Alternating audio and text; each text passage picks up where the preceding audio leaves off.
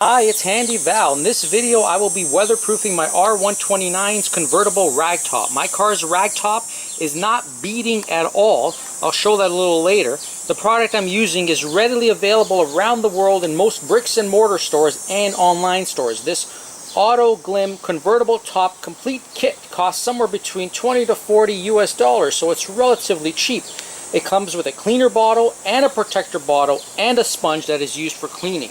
I'm not being paid to do this. I'm just a regular paying customer of this product, and Autoglym very likely has no clue who even Handy Val is. Like all products, you need to follow instructions perfectly. So first off, we need to work off a clean, dry roof. I had previously washed the roof, and it's been stored in its compartment since now, and I've just rolled it up. Our goal here is to get rid of all the little hair-like items. I'm going to first try it with a vacuum cleaner, and if not successful, we're going to use a lint removal roller, which works good too. The other thing to note about my roof is that it's not original and it's not Mercedes-Benz. At some point it has been replaced before I bought the car. You know it's not Mercedes-Benz as an MB convertible top has a few tells. The first one being the windows will have some kind of Mercedes star emblem roughly around this point here, and there's also a rubber tip that goes along the edge over here, and it's meant to be an extra protectant of water, I guess, as it's coming off if you're rolling in the rain. So let's bring the car into the garage and let's vacuum this top.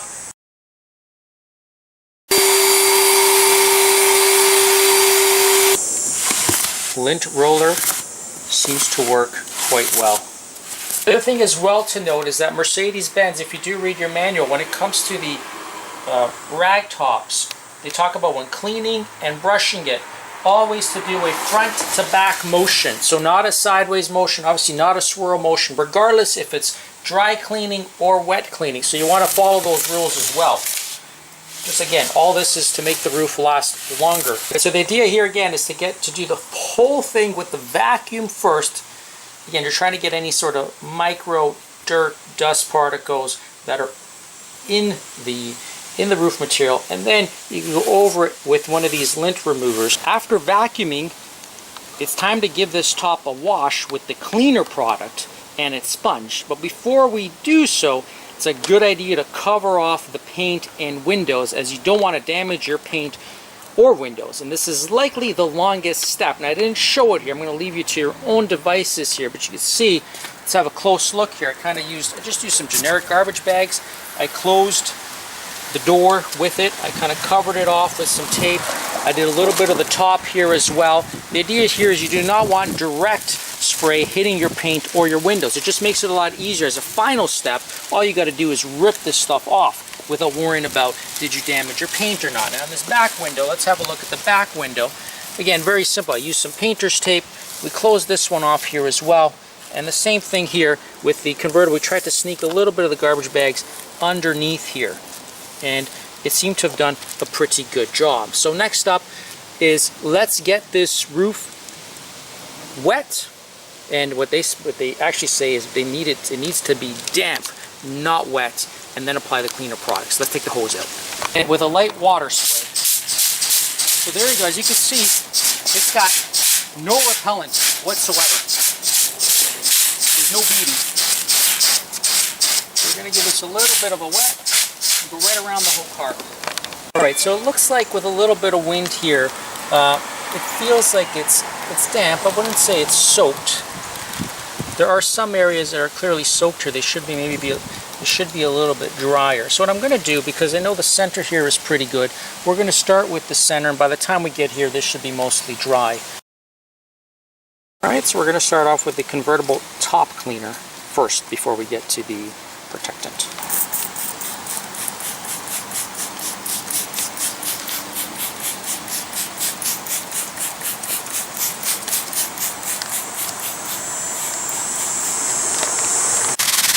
Feels a little rough, this sponge.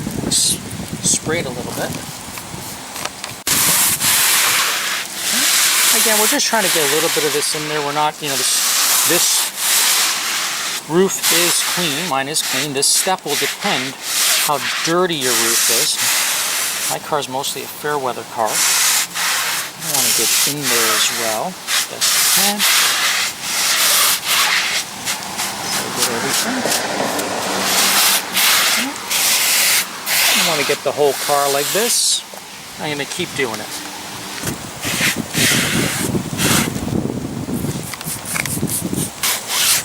Now the idea, I guess, with the cleaner is that it gives it a real, maybe it really gets the fabric ready to take the protectant in.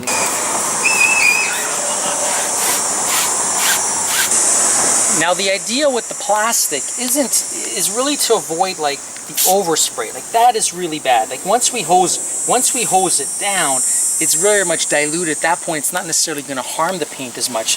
I mean, obviously, you don't necessarily need the plastic as long as you're always cleaning it up. It's just, again, it just makes your job a lot easier and avoids that type of overspray that goes on your windows that could be damaging. But once I hose this thing down and it's very much diluted and it just washes off the car, it should be fine. Next step here is you got to rinse it off completely and ensure that there aren't any further suds.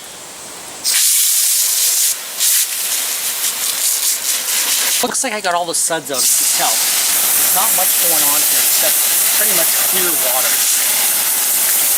So that gives me confidence that the suds are out. And now we're just going to wait till it gets damp. As you can tell right now, it's pretty much soaked, so we're going to have to wait a bit. And maybe at this point, wherever some of the tape has loosened up because of the water, we're going to tape it up again and get ready for the final spray. Feels like it's almost ready, but if you notice here, it's still awfully damp. So what I am using is just a chamois, clean chamois, and just really, as you can sort of see, just hitting it, just dabbing it just a little bit, just to dry it up, just to speed up the process along these corners. Here's another one, for example. Same sort of thing, right? Just to dry it up. Get a little bit, just not to make it soaked, just more on the damp side. I'm also going to do it around the top here too, just along the edge over here. At this point, damp, but not soaked. So now we're ready for the protectant spray. Now the bottle is a 500 ml. It does say it does do 2 standard tops. And it does say to shake well and apply liberally. So let's give it a shot.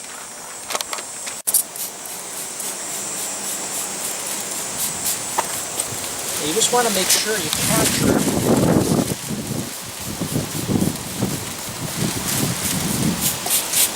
You want to make sure you certainly get the seams, okay? And even around, as you can tell, it's a little bit, I've got it pretty good. So that's what I mean by that. And again, it says to apply liberally. And you got to do this systematically. There's no right or wrong way to do it. You start here, you start there. But as long as you're systematically going through it all and covering everything. All right, so we finished it. Now it does say 500 ml, should do 2 applications. Very hard to see, but I'm actually down to that spot right there. So I'm actually going to keep this and save it, and then maybe reapply it at some other time. But I think I've sprayed enough onto it right now. You can have a look at it. It's, I think it's nice. It's covered, and the next steps will just be, you just now have to wait, let it dry, keep it away from rain, and they say it's best to keep it overnight before it hits the elements. So what we're going to do now, I'm going to rip some of this plastic off here, see if there's any kind of overspray that might have snuck in anywhere, and wipe it off and park the car in the garage, and then we'll come back to this tomorrow morning and have a look and see, where we'll give it the hose test and see if we actually do get beading. So next day, here I am. The roof material looks cleaner than ever. I don't think it's any blacker than before, but it certainly makes me think that it is. Let's have a closer look. Yeah, on closer inspection, I mean, it actually is. Yeah, it's actually quite nice. I think it's, it must be maybe the cleaning agents that's really maybe taken out any of the maybe dirt. Not that this thing was dirty at all, but it certainly looks, yeah, I'm going to say better than before. As I think about this product, I wish the sponge was a little bit softer. I mean, it's not that bad. It just feels a little rough. And it's probably like that by design and for function. But it certainly did not scratch any of the roof material. It didn't necessarily fray anything. I also wished that this product had a UV protectant, and it doesn't. Okay, but now the real test is, does it repel water? So let's give this a shot of water and see what happens. Oh wow, let's have a close-up of that. Oh wow. Oh yeah, that's done its job. That's water repellency. If you remember the way we did it at first, it just kind of sunk in. That's an amazing job, everyone. Well, I'm happy with this product.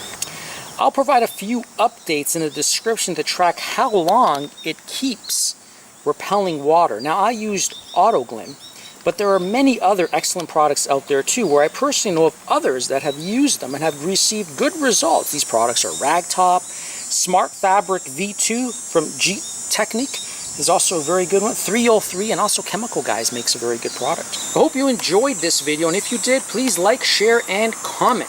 Thanks for watching Handy Val. See you later, and bye for now.